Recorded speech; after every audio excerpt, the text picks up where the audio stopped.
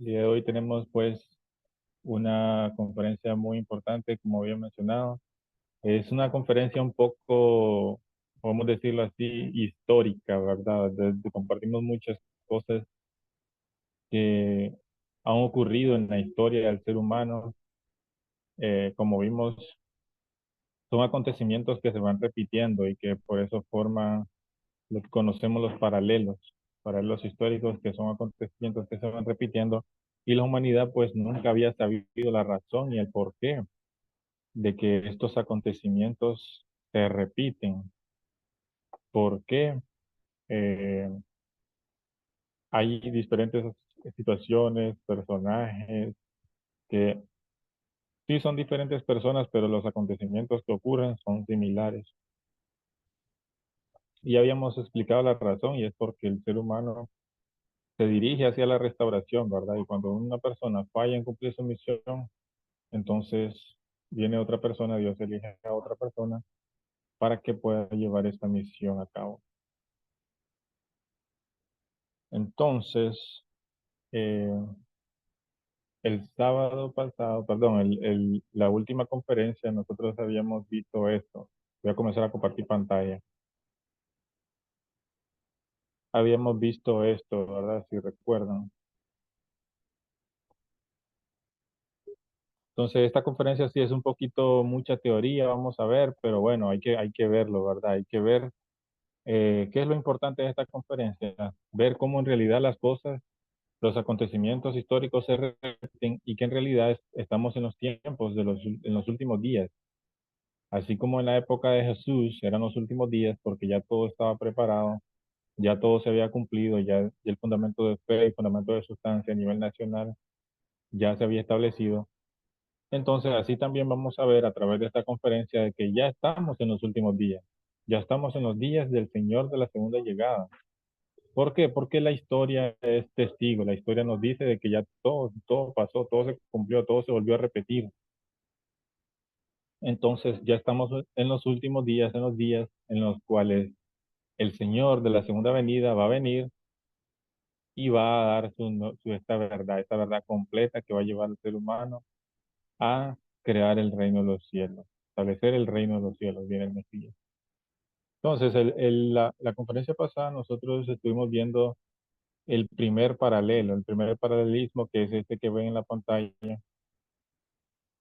que es de la época de Abraham a la época de Moisés. O sea, cuando los israelitas entran a Egipto y pasan 400 años de esclavitud ahí en Egipto.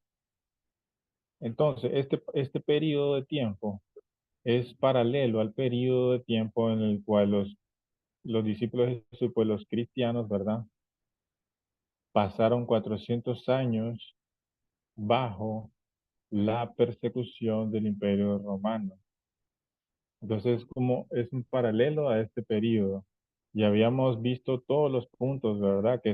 Son iguales, así como los israelitas, eh, ellos entraron con 70 familiares y Jacob pues tenía 12 hijos. Así también esta providencia de los primeros cristianos empezó con los 12 discípulos y los 70 seguidores de su apóstol. Y bueno, recuerden que los israelitas también, ellos guardaban tres cosas, ¿verdad? Así como dice la diapositiva, ellos guardaban la circuncisión, hacían ofrendas y también ellos guardaban el sábado. Eso eran tres cosas que ellos tenían y que, por supuesto, esas tres cosas a ellos le mantenían su identidad como los elegidos de Dios. Entonces, así igualmente los primeros cristianos, ellos tenían el bautismo, ya ellos ya no hacían sacrificios de animales, sino que ellos tenían los mártires, que eran ellos mismos, o sea, sus propias vidas, eran como ese sacrificio que ellos daban, ¿verdad? Para Dios. Y también ellos guardaban el sábado y la comunión. Entonces esas cosas también Ellos lo practicaban por, no importa cuánta persecución, ¿verdad? Ellos recibían persecución, por supuesto, pero ellos mantenían esas tres cosas. Y bueno, ahí vemos otro punto importante, que este periodo, el periodo del Antiguo Testamento de los israelitas, está centralizado, basado, ¿verdad? Están en los 10 mandamientos. O sea, está centralizado el fundamento del conocimiento en los 10 mandamientos del Antiguo Testamento.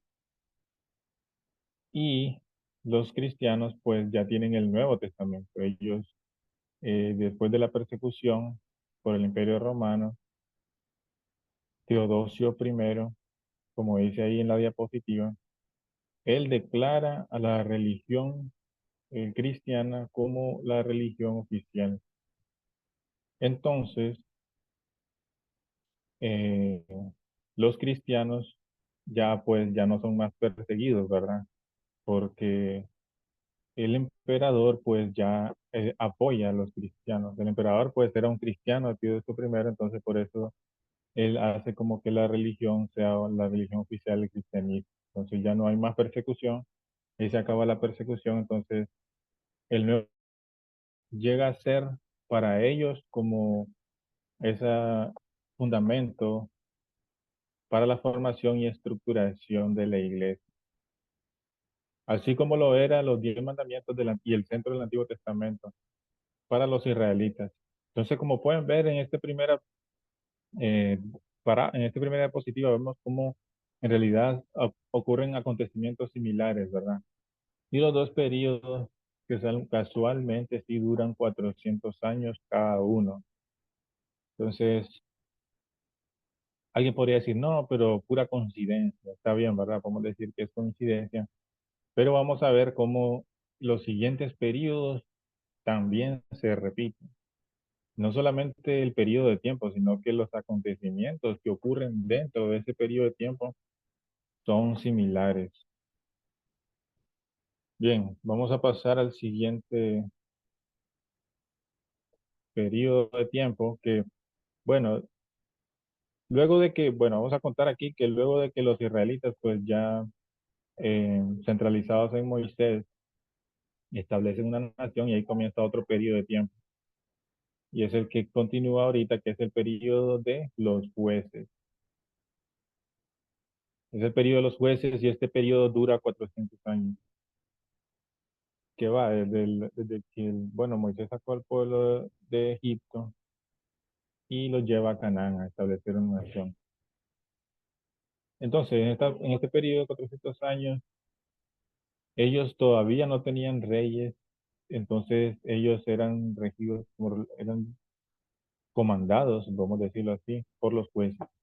Los jueces que hacían como tres funciones principales de profeta, sumo sacerdote y rey. Entonces, cuando los israelitas entran a Canaán, ellos reparten las tierras y entre los clanes. Y ahí pues se crea un sistema político, un tipo de sistema feudal, donde hay diferentes territorios regidos por diferentes jueces. Entonces, el asentamiento en los pueblos alrededor de los jueces se consolidó, ¿verdad? En una nación elegida y establecieron una sociedad feudal. Entonces, en esta época, en este periodo, los jueces, el sistema político, podemos decir, lo que dominaba era el feudalismo. Era un tipo de sistema feudal donde cada juez estaba a cargo de una tierra, de una parte de la tierra. Entonces, los israelitas tendrían que haber exaltado, la misión de ellos es exaltar el tabernáculo y haber obedecido a las direcciones de los jueces. Pero en cambio los israelitas, en vez de destruir las 7 tribus cananitas, los israelitas vivieron entre ellos y fueron influenciados por sus costumbres, introduciendo una gran confusión en su vida de fe. ¿Por qué? Porque Dios, cuando los israelitas entraron a Canaán, Dios les dijo que destruyeran a los que se encontraban ahí, a los cananitas. Dios les mandó esa instrucción o sea, que los eliminaran, que los destruyeran. Y bueno, aquí parece algo como que fuera algo, bueno, algo Dios, un Dios de amor, ¿verdad? Algo que no concuerda. Porque si Dios es un Dios de amor, ¿cómo Dios puede entonces mandar a los israelitas a cometer eh, homicidio o asesinar a otros seres, a otras personas? Entonces aquí entonces las personas han pensado, bueno, si Dios es un Dios de amor, ¿por qué Dios manda a hacer esto a los israelitas? ¿Por qué Dios manda a asesinar a los cananitas? Esto es porque Dios a veces hace cosas en la providencia que sí son malas, ¿verdad? Pero a veces son necesarias dependiendo de la era en la que se encuentra la providencia. En este momento, en esta época, a Dios le convenía más que ellos se establecieran y que establecieran una base sólida, un fundamento sólido, o sea, una nación sólida donde no se corrompieran, centralizaban los 10 mandamientos. Entonces, Dios, de esa manera, cuando ellos estuvieran fuertes y firmes en su fe, iba a mandar al Mesías. Y el Mesías viene a salvar a toda la humanidad, incluyendo a los cananitas que habían muerto, ¿verdad? Que asesinaron. Entonces, Dios está pensando en realidad en la salvación de todo el mundo. En cambio, ¿qué pasa si ellos no matan o no eliminan a los cananitas e intentan convivir con ellos? Pues ocurre que su fe se va a corromper o su fe se va a ensuciar, podemos decirlo así. Entonces, no van a establecer una nación firme, una nación sólida, donde el Mesías pueda venir. Es por eso que Dios eh, le pidió a los israelitas destruir esas 7 tribus cananitas que vivían entre ellos. Pero ellos no lo hicieron así, entonces ahí hubo un gran periodo de confusión en la fe, por esa razón. Y por eso, bueno, ese periodo dice el principio divino que duró 400 años, que es el periodo que corresponde al periodo de 400 años de San Agustín a Carlomagno. Porque bueno, ahora vamos a los 400 años después de Jesús, ¿verdad? Después de que pasaron los 400 años de persecución por el Imperio Romano, entonces una vez que se declara eh, la religión oficial, el cristianismo, eh, entonces la iglesia se divide, en verdad, y en cada iglesia existía como un líder que vendría siendo así como un juez, como los jueces, en la época de los jueces, que eran los papas, ¿verdad? Entonces ellos ejercían como el mismo rol que ejercían los jueces, de profeta, sacerdote y rey, para el pueblo cristiano de esa época. Pero también, así como hubo una época, como hubo confusión en el periodo de los israelitas, así también el periodo de los cristianos, también hubo confusión debido a que, eh, claro, al expandirse, ¿verdad? La fe, al multiplicarse y la iglesia, al crecer más, entonces muchísimas más personas, en este caso, ¿verdad? Como dice el principio divino, la inmigración de los germánicos hicieron, ¿verdad?, que se contaminara también la fe cristiana de esa época. Entonces, eh, en la nueva tierra de Europa Occidental, Dios elevó a las tribus hermanas como un nuevo pueblo elegido y estableció una forma temprana de sociedad feudal, así como existía en la época de los israelitas, que luego maduró como el feudalismo en la Edad Media. Entonces, los cristianos en esa época deberían exaltar a la iglesia como la imagen del Mesías y seguir las directrices, en este caso de los obispos y de los líderes, pero fueron influenciados también, así como en la época de los israelitas que terminaron confundiendo su fe en esta ocasión, la cristianización de los pueblos hermanos también. Esto causó, ¿verdad?, que hubo confusión en la fe, porque ellos tenían unas costumbres paganas, unas costumbres diferentes, entonces comenzaron a confundir la fe también cristiana. Y por eso esa época, ese periodo también, así como el periodo de los israelitas, que hubo mucha confusión en la fe, ahí también.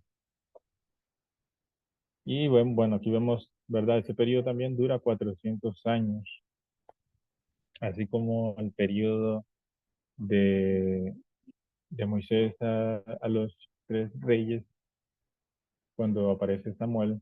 Entonces dura 400 años, ¿verdad? Y vemos que hay una similitud grande también en los acontecimientos.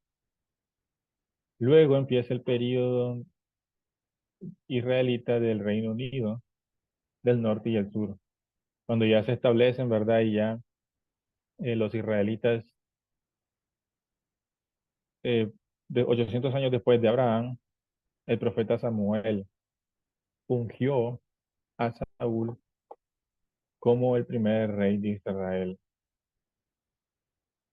Entonces, así como Moisés construyó el tabernáculo, los reyes debían construir el templo de Dios y su reino. La figura central del fundamento de fe era el rey. Una vez que el rey ya, el primer rey, ¿verdad? Saúl, él debía mantenerse unido al templo.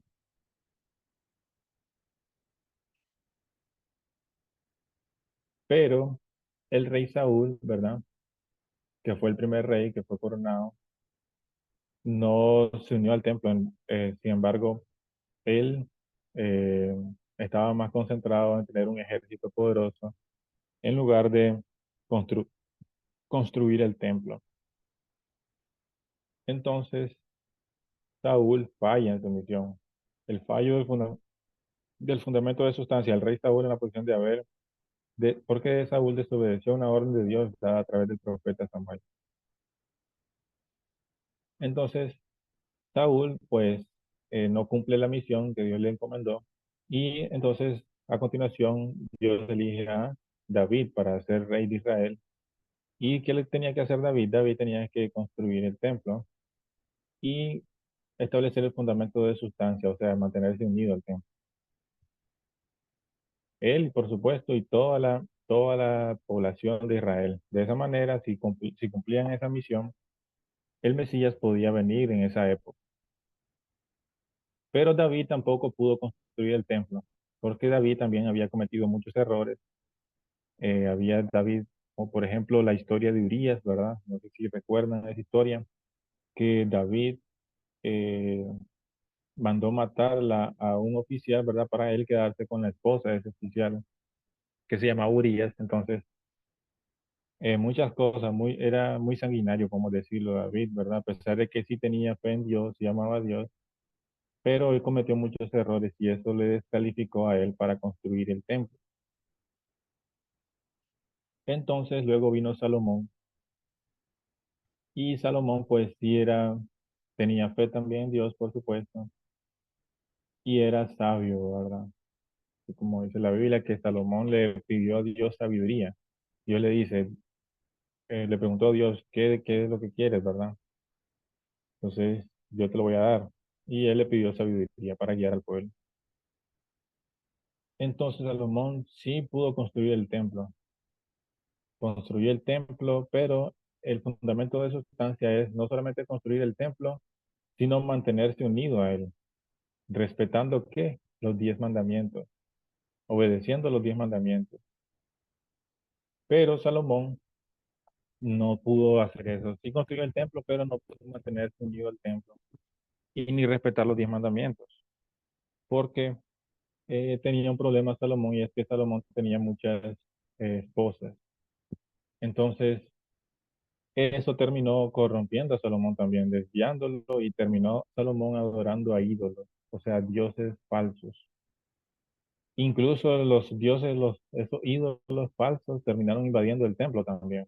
Y terminó Salomón adorando ídolos falsos. ¿Qué representa un ídolo falso? Representa a Satanás. Un dios falso es Satanás, ¿verdad? Entonces, esto porque Salomón, pues, tenía varias esposas, que repito, como digo, tenía varias esposas, 900 esposas, 700 esposas y 300 concubinas, algo así dice la Biblia. Eh, que eso causó que él, pues, su corazón se desviara del centro y terminó confundiendo también su fe. Porque esas mujeres, ellas tenían diferentes religiones, no eran israelitas, ¿verdad? Meramente, sino que ellas tenían diferentes religiones y ellas tenían dioses también que terminaron convenciendo a Salomón, ¿verdad? De adorar a sus dioses falsos. Entonces, aquí como dice la diapositiva, el rey Salomón abandonó su posición de Abel para la ofrenda sustancial cuando en su lujuria se casó con muchas esposas extranjeras que le apartaron de Dios, para adorar a muchos dioses paganos. Y vemos los nombres de los dioses paganos. Entonces, ese periodo duró 120 años, donde hubo tres reyes diferentes: rey David, rey Saúl, rey David y rey Salomón. Pero ninguno de los tres, pues, pudo establecer el fundamento de fe para la venida del Mesías a nivel nacional. Porque si ellos hubieran construido el templo, uno de los tres hubiera construido el templo y mantenerse unido al templo, respetando los 10 mandamientos, entonces el Mesías podía venir en esa época. Y en esa época el Mesías, si venía, el Mesías se iba a convertir en rey, ¿verdad? ¿Qué otro título, qué otra posición Dios desea darle al Mesías? ¿Acaso Dios, acaso alguien va a estar por encima del Mesías? Siendo el Mesías la representación sustancial de Dios en la tierra, no hay ninguna posición, ¿verdad? Nadie puede estar por encima del Mesías, ¿verdad? Nadie puede estar. Entonces, por supuesto, el Mesías tenía que tener la posición de rey, rey de Israel, y gobernar a todo Israel, con la verdad y el amor de Dios, por supuesto. Entonces, por eso es que la Biblia dice también que el Mesías venía a sentarse en el trono de David. Eh, ¿Por qué? Porque el Mesías estaba pensado para venir en esta época, de hecho, en esta época, el rey David y ser rey en esta época. Pero como el pueblo siguió corrompido, si el rey estaba corrompido y no se pudo unir al templo, el pueblo mucho menos tampoco, ¿verdad? Entonces se terminó corrompiendo en esa época el pueblo. Y después de ese periodo viene un periodo del reino dividido, ¿verdad? Cuando Satanás invade, entonces, ¿qué hay que hacer? Separar al pueblo de Satanás, ¿verdad? Entonces Dios divide al pueblo en dos, en Israel del norte e Israel del sur. Ya vamos a ver el próximo diapositiva. Pero bueno, en paralelo a este periodo, ya hablando después de de que ese primer periodo, el de arriba, ¿verdad? Que ustedes ven es antes del Mesías. Ahora, en paralelo a ese periodo, que es el periodo de 120 años que corresponde al Reino Unido del Este y el Oeste, que es el periodo después de que ya fue coronado Carlos Magno por el Papa León II. Coronó a Carlos Magno como el primer emperador de la cristiandad. Entonces, el imperio de Carlomagno realizó el ideal del Estado cristiano tal y como se estableció en la ciudad de Dios, de San Agustín. La figura central del fundamento de fe del emperador, el Papa, para el reino espiritual, el rey, y rey para el imperio sustancial.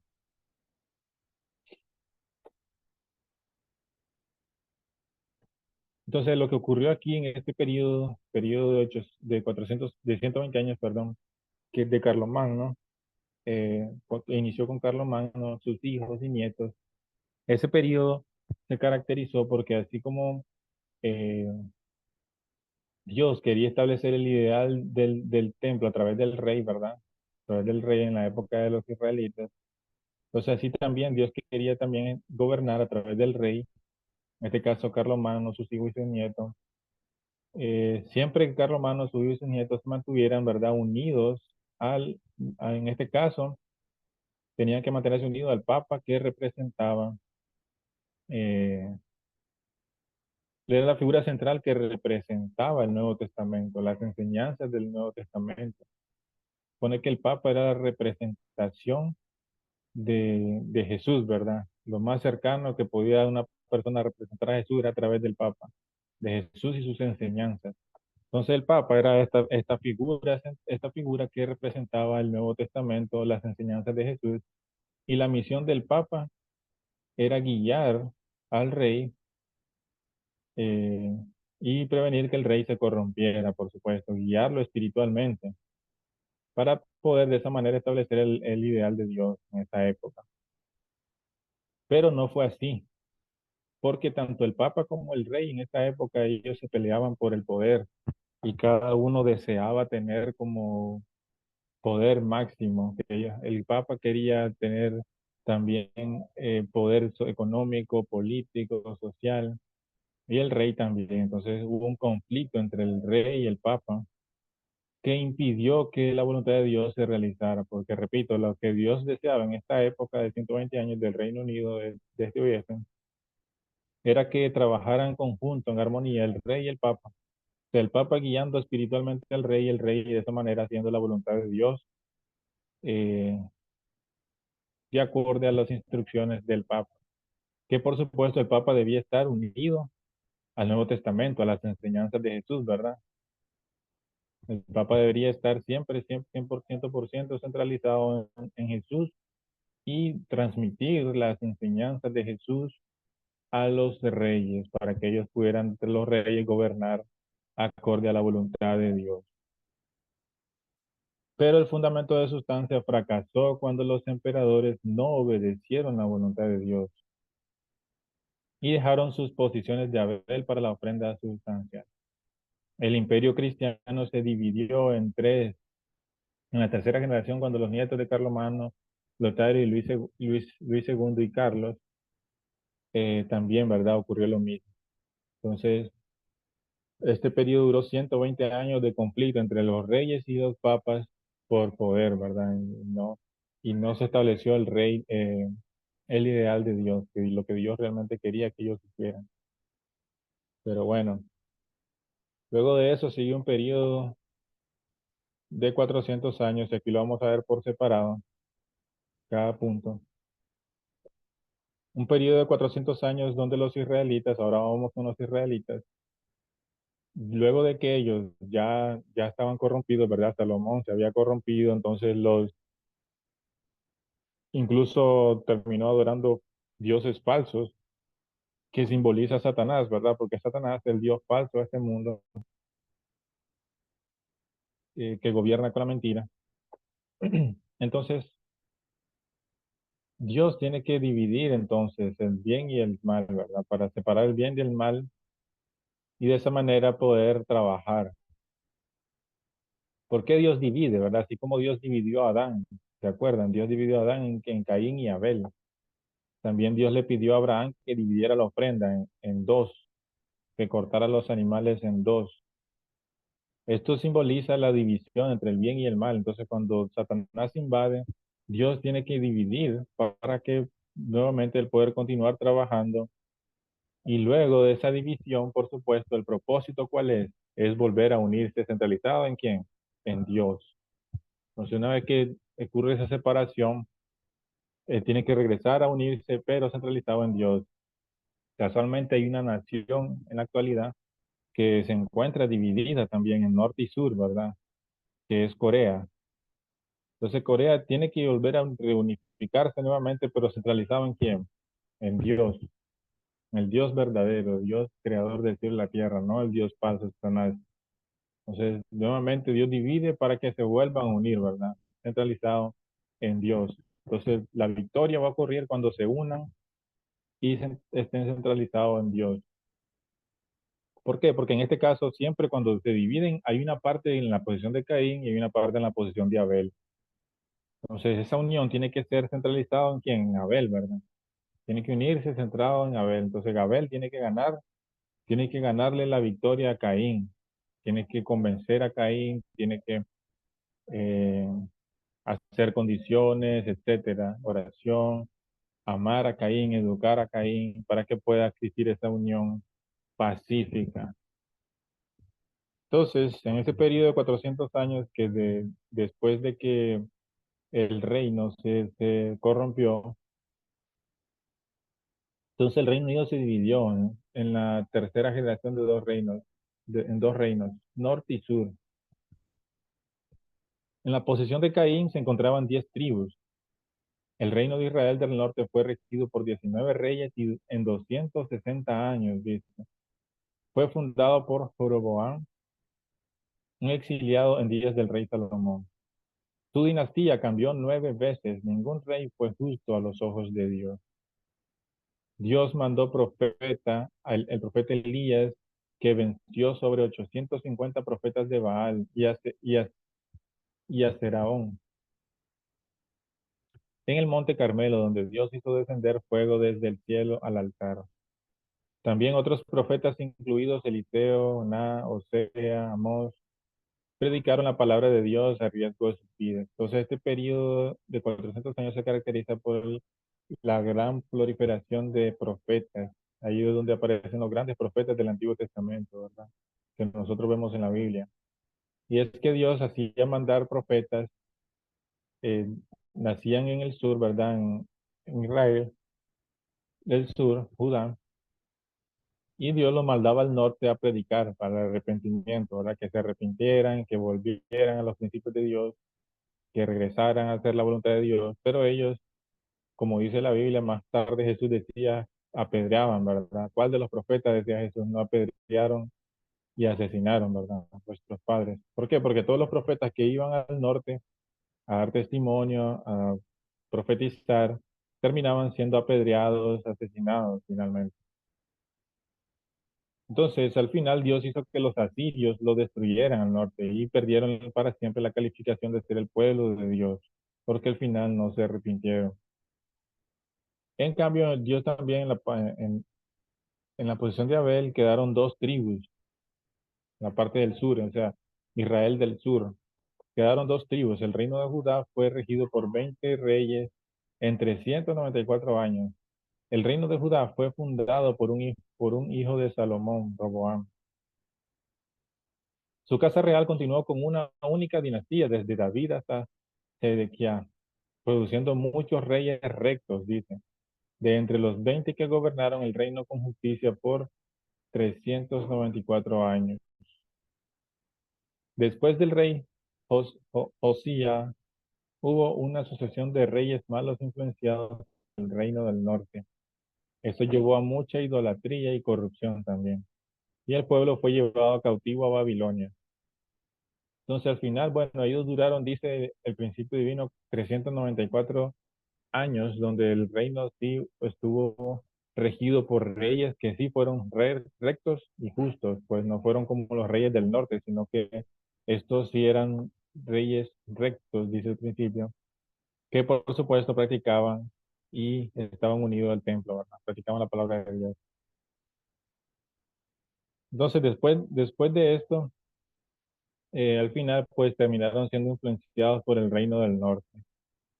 El reino sur de Judá pues terminó cayendo en la idolatría, dice, y la corrupción también. Terminó corrompiéndose.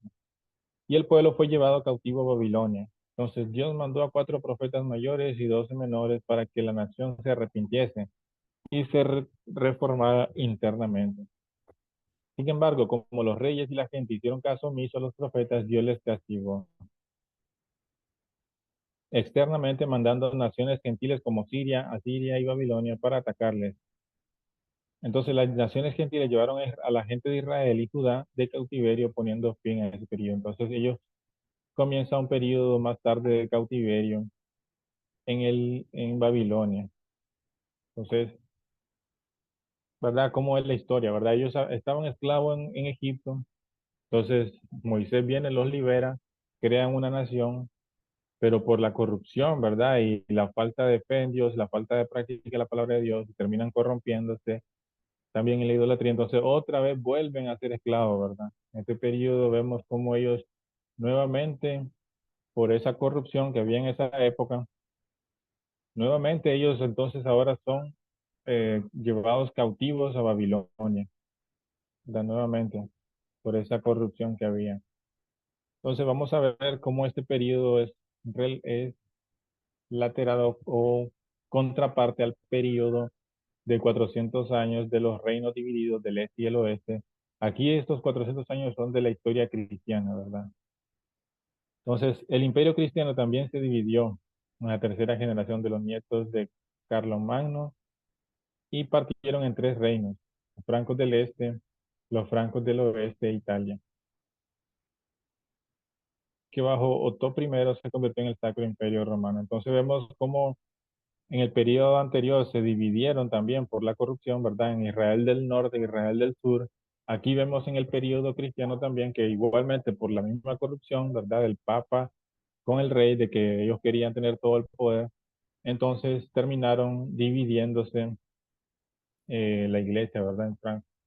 En francos del este y francos del oeste. el reinado cristiano terminó dividiéndose de esta manera.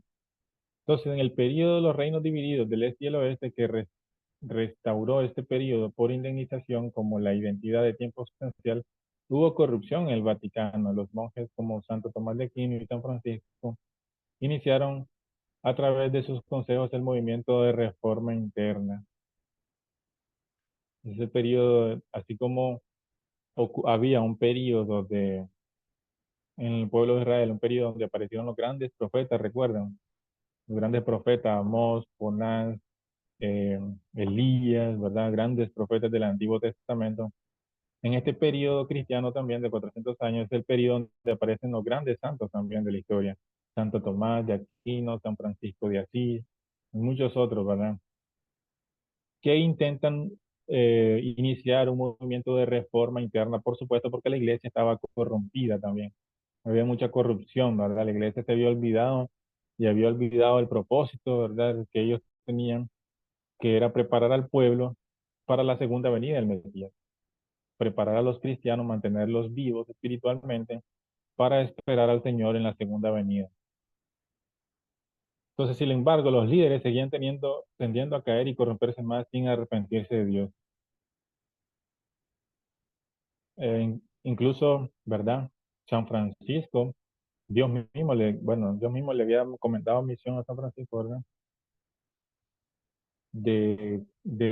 O sea, de restaurar la iglesia, de restaurar la iglesia católica, y es porque ellos estaban corrompidos, ¿verdad?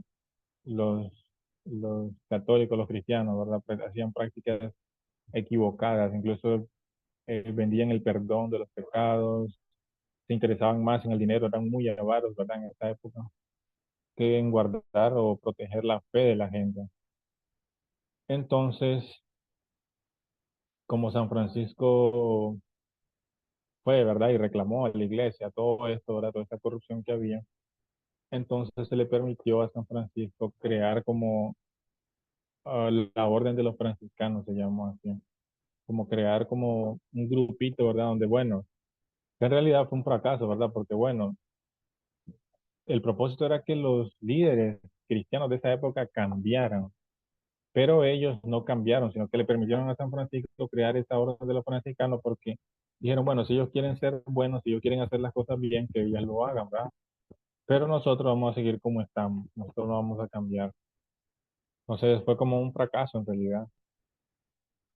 Y sí, los líderes seguían teniendo que caer y corromperse más, sin arrepentirse. Y Dios llevó a cabo su providencia el castigo externo, perdón, entregándolo en manos de los gentiles. Y esta fue la providencia de las cruzadas.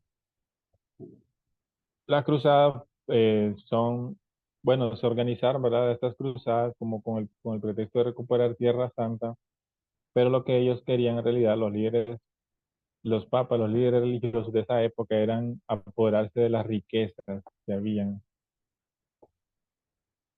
Mientras que la Tierra Santa de Jerusalén perteneció al califa, los peregrinos cristianos fueron recibidos con hostilidad.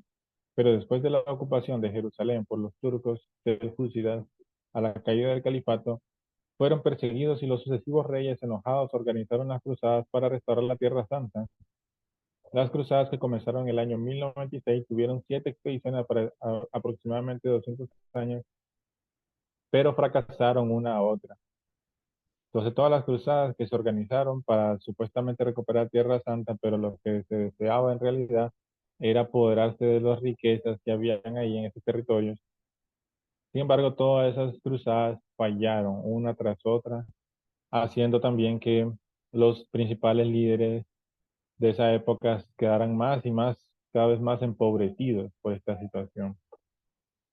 Y bueno, eso ocurrió, ¿verdad? Por causa de que ellos eh, se corrompieron, ¿verdad? En esta época no estaban unidos en sí a las enseñanzas de Jesús, del Nuevo Testamento, de los Evangelios, y siguieron más bien sus propósitos, sus propios deseos avaros. Entonces, por esa razón, cada una de las cruzadas terminó fracasando.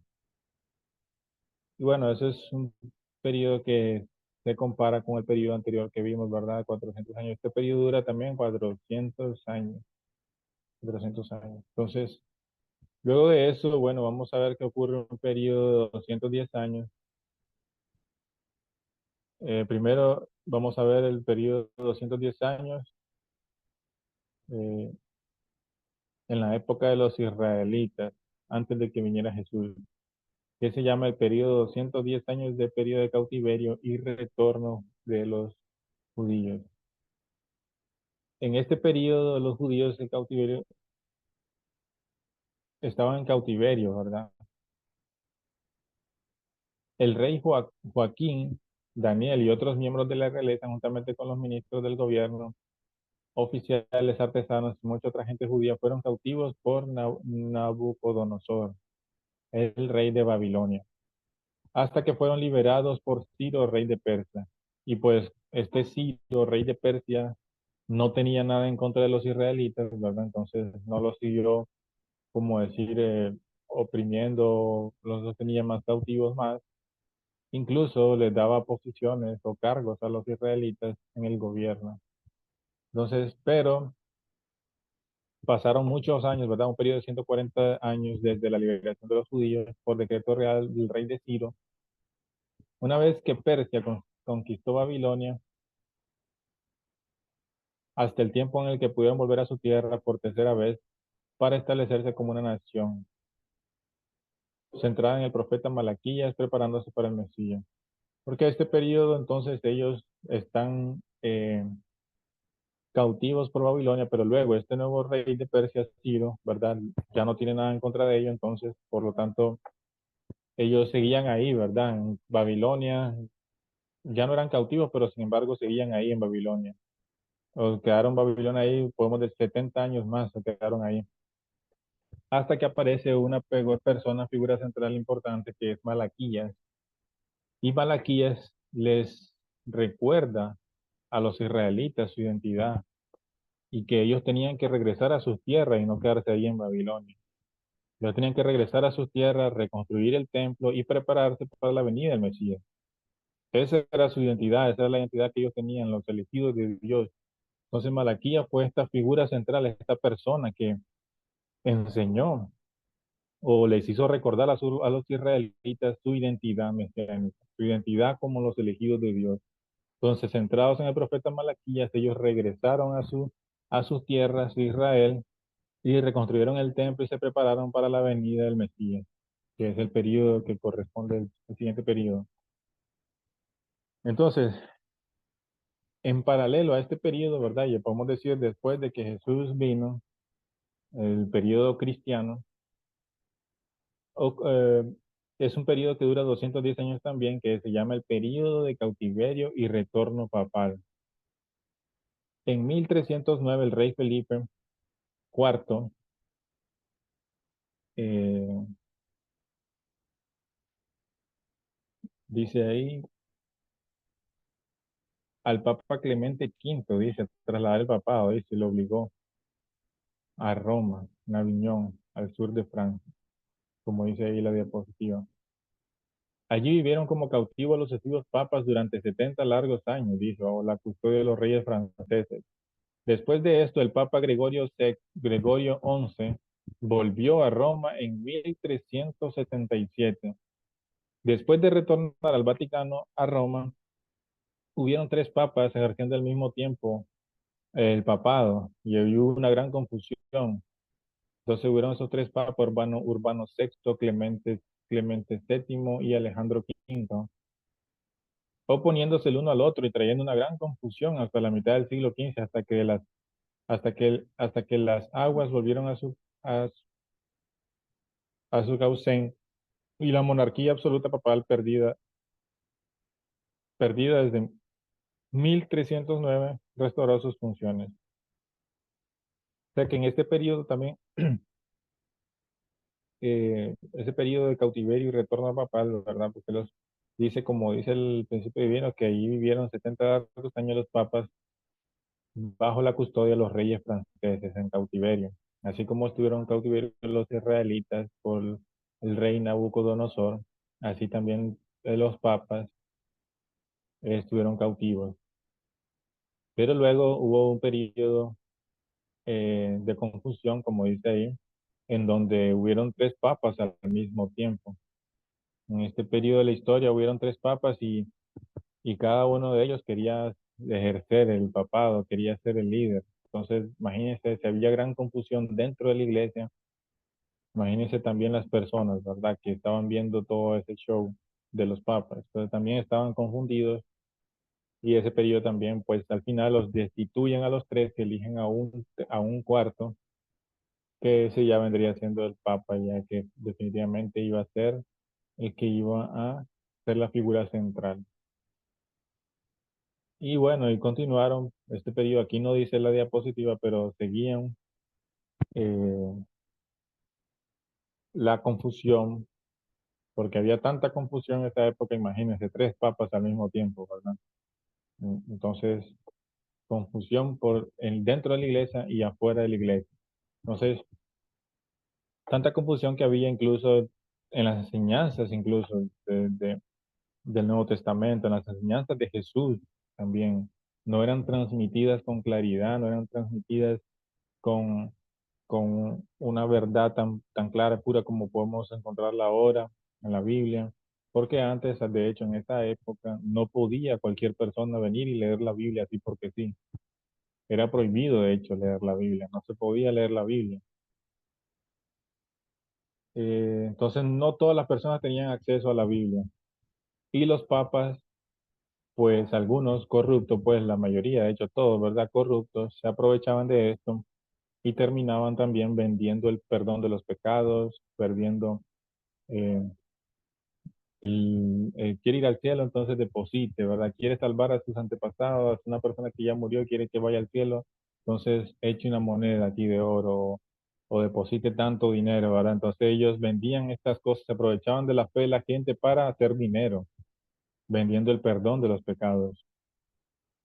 Entonces, tanta confusión había, ¿verdad? Que la gente estaba ansiosa por pagar, ¿verdad? Incluso por pecados adelantados, ¿verdad? Voy a pecar mañana, entonces voy a pagar ahora, ¿verdad? Voy a pagar ahora un precio, pago $10 y ya pago el pecado de mañana que voy a cometer. Entonces, así de corrupto estaba la situación en esa época. Hasta que apareció Martín Lutero, que es Martín Lutero, sí conocía la Biblia y conocía realmente que el perdón de los pecados solamente y exclusivamente es otorgado si la persona se arrepiente de corazón de haber cometido ese pecado y cambia, ¿verdad? Cambia de dirección y no lo vuelve a hacer más. Entonces, solamente con el arrepentimiento sincero podía esa persona obtener el perdón de los pecados. Y esa era la enseñanza que Jesús había dejado, de hecho. Entonces, Martín Lutero conocía esta verdad y comienza a decirle a la gente que en realidad no, el perdón de los pecados es solamente con el arrepentimiento sincero. Y la gente pues comenzó a escuchar esto, ¿verdad? Y a decir, bueno, no, regrésenme mi dinero, le decían a la iglesia, ¿verdad? Entonces la iglesia comenzó también a prender hogueras, porque era peligroso oponerse a la iglesia también, porque el que se oponía a la iglesia, lo que la iglesia decía, pues lo mataban, ¿verdad? Así era en esa época de oscuridad. Pero una vez, pues, ese Martín Lutero, pues fue el que inició, así como Malaquías, ¿verdad? Vemos en la época de los israelitas, aparece Malaquías, que fue quien inició la reforma y que hizo abrir los ojos a los israelitas de que ellos son los elegidos de Dios y de que deben regresar a Israel para construir el templo y esperar al Mesías. Entonces, así este Martín Lutero hace también esa figura central, así como Malaquías en este periodo de tiempo, donde abre los ojos de los cristianos, ¿verdad? Y les dice que en realidad eh, no tienen que pagar por el perdón de sus pecados, en que en realidad la iglesia está haciendo muchas prácticas que no están para nada en consonancia con las enseñanzas de Jesús. Y bueno, ese periodo termina ahí y comienza luego el periodo de 400 años, que es el último que vamos a ver hoy, ya para terminar esta conferencia de los paralelos, que es el periodo de 400 años de preparación para la venida del Mesías. En la época de en la época de los israelitas, pues este periodo comienza cuando aparece Malaquías y Malaquías convence al pueblo de que tienen que regresar a su patria, tienen que regresar a su tierra y reconstruir el templo. Entonces, esta providencia del número 40 para la separación de Satanás es el periodo final de restauración, por eso dura 400 años. Desde que cuando ellos regresan a su tierra y esperan 400 años, entonces después de esos 400 años ya viene Jesús. Entonces, es un periodo final de restauración por indemnización de los 4000 años provinciales de la historia. Los israelitas establecieron el fundamento de fe arrepintiéndose de sus pecados pasados de idolatría, reconstruyendo el templo que fue construido por el rey Nebuchadnezzar y reformado de su fe basado en la ley mosaica conducidos por Ezra. Así empezaron a prepararse para la venida del Mesías, de acuerdo a las palabras de los profetas. Entonces, el primer Israel tuvo que sufrir dificultades externas en manos de los gentiles, Persia y Grecia, Egipto, Siria, Roma, hasta que vino Jesús, como cuando la familia de Jacob se encontró con José en Egipto. Entonces, Dios mandó al profeta Malaquías al pueblo elegido 430 años antes de la llegada del Mesías para despertar en ello una fuerte expectativa mesiánica.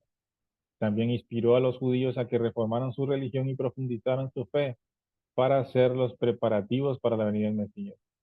Entonces, repito una vez más, Malaquías es esta figura central que aparece 400 años, 430 años antes de que venga el Mesías. ¿Para qué? Para preparar al pueblo, para despertarlos, para hacerlos entender de que ellos son los elegidos de Dios y que deben esperar al Mesías. Deben estar preparados porque estamos en los últimos días y deben prepararse para recibir al Mesías. Esa era la misión de Malaquías, ¿verdad? Y cumplió muy bien su misión en realidad. Después de esos 400 años, ya viene Jesús, el Mesías. Y el pueblo pues estaba esperando al Mesías, ¿verdad? Entonces viene Jesús como Mesías. Y bueno, ahí comienza otra historia, ¿verdad? Que ya hemos contado anteriormente, la misión del Mesías. Bien, en paralelo a ese periodo, entonces, está el periodo de 400 años que va bueno, aquí dice Jesús, pero en realidad es, eh, como había dicho aquí, Martín Lutero, que va desde Martín Lutero hasta el Señor, cuando ya venga el Señor de la Segunda Venida, que son 400 años. Y como duró 400 años de Malaquías a que viniera Jesús, duró un periodo de 400 años, así este periodo también debería durar 400 años desde Martín Lutero hasta ya cuando ya venga el Señor. Es el periodo de preparación para la segunda venida de Cristo. Entonces, cuando venga Martín Lutero, después de Martín Lutero, 400 años después, ya estaría todo cumplido para que venga el Señor de la segunda llegada. Y no tendría que esperar más, Dios, no tendría que esperar si ya todo el fundamento es establecido, no hay por qué esperar. Dios puede mandar a Mesías y ya todo se ha cumplido, ¿verdad? Entonces, como había dicho, entonces Martín Lutero venía a despertar en esa época, a traer la luz de la verdad y a eliminar toda la corrupción que había en esa época, en donde incluso medían el perdón de los pecados. Entonces, el Martín Lutero pegó las 95 tesis y eh, con 95 tesis que fueron las 95 como un listado, ¿verdad?, de las cosas erróneas que estaba practicando la Iglesia Católica. Y desde ese momento, ¿verdad? Cuando todo el mundo se dio cuenta, ya nadie quiso continuar estas prácticas corruptas de la iglesia y ahí comenzó la reforma religiosa, que es el periodo de 400 años. Entonces, la providencia del número 40 de la separación de Satanás, el periodo final de restauración por indemnización de 6000 años providenciales en la historia. Después del retorno del Vaticano a Roma, los cristianos medievales establecieron el fundamento de fe e intentaron reformar la Iglesia Católica Romana. Estos esfuerzos culminaron en la Reforma Protestante liderada por Martín Lutero. Este movimiento disipó la oscuridad de la Edad Media. Con la luz de los evangelios se impidieron nuevos caminos de fe y emprendieron, nuevos caminos de fe. El segundo Israel tuvo que pasar tribulaciones internas hasta poder encontrarse con el Cristo en la segunda venida. Las ideologías del Renacimiento y el humanismo y la Ilustración y la llamada por la libertad religiosa y de la Reforma han creado una profusión y filosofías y teologías causando gran confusión en la fe cristiana y tumulto de las vidas espirituales de la gente. Y entonces, después, empezando el Renacimiento, ha habido un gran progreso de crecimiento espiritual. Después de que iniciara estas reformas centralizadas en Lutero, Martín Lutero, entonces la iglesia comenzó a prepararse pues para la segunda venida de Cristo. Y bueno, si nosotros contamos cada uno de los años, periodos y épocas que ha habido a través de estos paralelos históricos que hemos estado hablando ahorita nosotros, vamos a ver que al final nos va a dar un número que es el 1930, 1930. Entonces ya en ese año ya está todo cumplido para que puedan hacer el Mesías.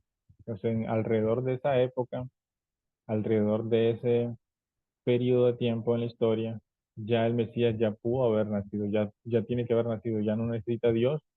Repito, ya se cumplió todo el fundamento, ya vimos cómo vino Jesús en su primera venida, vimos todos los acontecimientos que pasaron similares y cómo se ha venido repitiendo. Entonces ya estamos en la época en la cual el Mesías, el Señor de la segunda venida, ya puede venir, ya puede venir y puede comenzar nuevamente su misión, ¿verdad? Proceder a su misión, ¿verdad? Continuar con su misión mesiánica. Y bueno, eso es lo que vamos a ver en la próxima conferencia, el próximo sábado, a esta misma hora, a las 4. Vamos a hablar sobre el Señor de la segunda venida. Vamos a dar un pequeño resumen rápido sobre los paralelos históricos y vamos a hablar sobre la segunda venida del Señor, una conferencia muy especial, así que le pido que se mantengan siempre conectados, ¿verdad? Y compartamos el enlace de las conferencias para dar testimonio. No solo nosotros, ¿verdad? Tenemos que darnos cuenta de esta verdad, sino que tenemos que también enseñar esta verdad a muchas más otras personas que necesitan conocer también, que solamente están esperando la idea, ¿verdad? Solamente están esperando una frase, ¿verdad? Que ellos nunca han escuchado antes, pero una frase puede cambiarles su vida. Una frase, una verdad puede cambiar la dirección, el rumbo de una vida entera. Entonces nosotros tenemos que multiplicar esa verdad también. Entonces, hermanos y hermanas, vamos a dejar aquí el día de hoy la conferencia.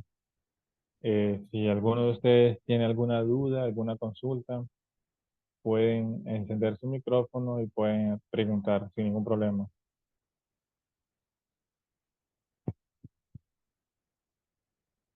Esta conferencia es una conferencia pues un poco, ¿verdad? Histórica, muchas cosas, acontecimientos históricos, pero pues así toca a veces, ¿verdad? Toca dar mucha historia a veces de cómo Dios ha ido trabajando a través de la historia, porque esa es la mano de Dios mismo, ¿verdad?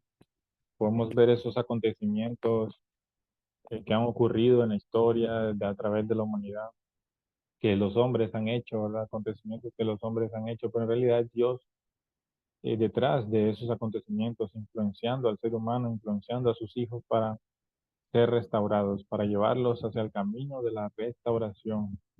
Entonces es como la mano de Dios, ¿verdad? Vamos a ver reflejado en esos paralelos históricos. Bien, no sé si no tienen pregunta, entonces vamos a tomar una foto. Si pueden abrir sus cámaras para que tomemos una foto como de recuerdo.